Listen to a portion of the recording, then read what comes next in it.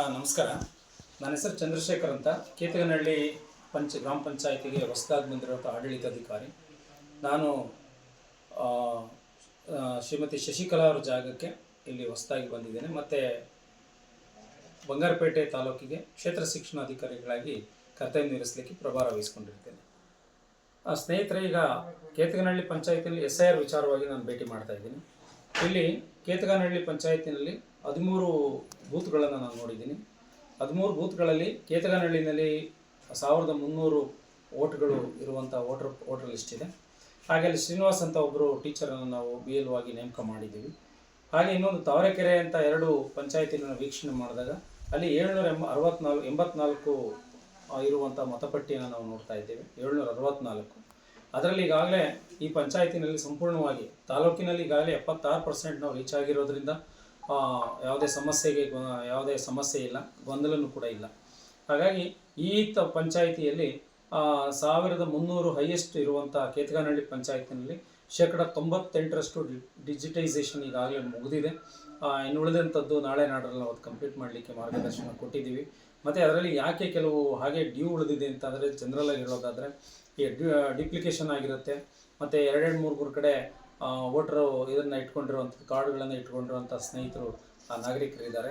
ಅದನ್ನು ಈಗ ಲಾಸ್ಟ್ನಲ್ಲಿ final check ಮಾಡಿ ಎಲ್ಲಿ ಇಟ್ಕೋಬೇಕು ಅನ್ನೋದು ಈಗಾಗಲೇ ಅವರಿಗೆ BLO ಮುಖಾಂತರವಾಗಿ ನಾವು ಈಗಾಗಲೇ ತಿಳುವಳಿಕೆ ಹೇಳಿದ್ದೀವಿ. ಇನ್ನು ತಾವರೆಕೆರೆ ಇದರಲ್ಲೂ ಕೂಡ 764 ವೋಟ್ಗಳನ್ನು ಹೊಂದಿದೆ. ಇಲ್ಲಿ ಈಗಾಗಲೇ 720 ವೋಟುಗಳನ್ನು 717 ಈಗಾಗಲೇ ಡಿಜಿಟೈಸೇಷನ್ ಆಗಿದೆ. ಅದರಲ್ಲಿ 46 ಬಾಕಿ ಇದೆ. ಅದರಲ್ಲೂ ಕೂಡ ಡೆತ್ ಆಗಿರೋರು ಮತ್ತು ಡ್ಯೂಪ್ಲಿಕೇಶನ್ ಆಗಿರೋದನ್ನು ಕೂಡ ಅದನ್ನ ಟ್ರೇಸ್ ಔಟ್ ಮಾಡ್ತಾ ಇದ್ದೀವಿ.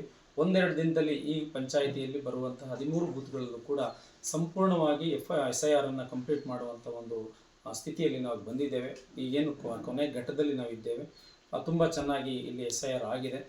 SIR ಆದ್ರ ಜೊತೆಗೆ ಡಿಜಿಟೈಸೇಷನ್ನು ಕೂಡ ಚೆನ್ನಾಗಾಗಿದೆ. ಹಾಗಾಗಿ ಸಹಕರಿಸಿದ್ದಕ್ಕಾಗಿ ನಾಗರಿಕರು ಎಲ್ರಿಗೂ ಕೂಡ ನಾವು ಇಲಾಖೆ ಪರವಾಗಿ ಪಂಚಾಯಿತಿ ಮತ್ತು ರೆವಿನ್ಯೂ ಡಿಪಾರ್ಟ್ಮೆಂಟು ಮತ್ತು ನಮ್ಮ ಚುನಾವಣಾ ಆಯೋಗದ ಪರವಾಗಿ ಶಿಕ್ಷಣ ಇಲಾಖೆ ಪರವಾಗಿ ಕೂಡ ನಾವು ಧನ್ಯವಾದಗಳನ್ನ ಅರ್ಪಿಸ್ತೇವೆ. ಮುಂದಿನ ದಿನಗಳಲ್ಲೂ ಕೂಡ ಈಗ ಪಂಚಾಯಿತಿ ವಿಚಾರಕ್ಕೆ ಬಂದಾಗ ಸಾಕಷ್ಟು ಕ್ರಿಯಾತ್ಮಕ ಚಟುವಟಿಕೆಗಳು ಆಗಬೇಕಾಗಿದೆ. ಇಲ್ಲಿಯೂ ಕೂಡ ನಾನು ಆರ್ಥಿಕ ಮತ್ತು ಬೇರೆ ಆಡಳಿತಾಧಿಕಾರಿಯಾಗಿ ನಾನು ಇಲ್ಲಿ ಬಂದಿರೋದ್ರಿಂದ ಇಲ್ಲಿ ಪಂಚಾಯಿತಿಗೆ ಒಳಪಡುವಂತಹ ಸುಮಾರು ಹಳ್ಳಿಗಳಿದ್ದಾವೆ. ಇವತ್ತಿನ ಸಮಸ್ಯೆ ತಮಗೆ ಗೊತ್ತಿದೆ. ನೀರು ಸಿಗ್ತಾ ಇಲ್ಲ. ಮತ್ತು ಬೇರೆ ಬೇರೆ ರೈತರಿಂದ ನಾವು ನೀರನ್ನು ತಗೊಂಡು ಬಾಡಿಗೆ ರೂಪದಲ್ಲಿ ಅವರಿಗೆ ಹಣವನ್ನು ಪಾವತಿ ಮಾಡ್ತಾ ಇದ್ದೇವೆ. ತಿಂಗಳಿಗೆ 9,000 8,000 ಈ ರೀತಿಯೆಲ್ಲ ನಾವು ಪಾವತಿ ಮಾಡಿ ಜನಗಳಿಗೆ ಪ್ರಜೆಗಳಿಗೆ ಬೇಕಾದಂಥ ಕುಡಿಯೋ ನೀರಿನ ಸೌಕರ್ಯ ಮತ್ತು ಜಾನುವಾರುಗಳಿಗೆ ಬೇಕಾಗಿರುವಂಥ ನೀರನ್ನು ಕೂಡ ಇಲ್ಲಿ ವ್ಯವಸ್ಥೆಯನ್ನು ಮಾಡ್ಕೊಂಡಿದ್ದೀವಿ. ತುಂಬ ಚೆನ್ನಾಗಿ ನಡ್ಕೊಂಡು ಹೋಗ್ತಾ ಇದೆ. ಸದ್ಯಕ್ಕೆ ಈ ಪಂಚಾಯತಿನಲ್ಲಿ ಯಾವ ಹಳ್ಳಿನಲ್ಲೂ ಕೂಡ ಕುಡಿಯೋ ನೀರಿನ ಸಮಸ್ಯೆ ಕಂಡುಬಂದಿಲ್ಲ. ಮತ್ತು ನಿರ್ಮಲೀಕರಣ ಮತ್ತು ಶೌಚಾಲಯ ಈ ಥರದ್ದೆಲ್ಲ ನಾವು ನೋಡಬೇಕು ಅಂತ ಅಂದಾಗ ಒಂದಷ್ಟು ಇನ್ನೂ ಕೆಲಸ ಆಗಬೇಕಾಗಿದೆ. ಈಗ ತಾನೇ ನಾವು ತೊಗೊಂಡಿರೋದ್ರಿಂದ ಆಡಳಿತ ಅಧಿಕಾರಿಯಾಗಿ ಬಂದಿರೋದ್ರಿಂದ ಮುಂದಿನ ಕ್ರಿಯಾ ಚಟುವಟಿಕೆಗಳನ್ನು ಮಾಡುವಂಥ ಸಂದರ್ಭದಲ್ಲಿ ತುಂಬ ಕ್ರಿಯಾಶೀಲವಾಗಿ ನಾವು ಕೆಲಸ ಮಾಡೋಣ ಅಂತ ಹೇಳಿ ನಿಮ್ಮ ಸಹಕಾರವನ್ನು ನಾನು ಕೋರ್ತೇನೆ ಅಂತ ಹೇಳಿ ನಾನು ಮಾತು ಮುಗಿಸ್ತೇನೆ. ನಮಸ್ಕಾರ.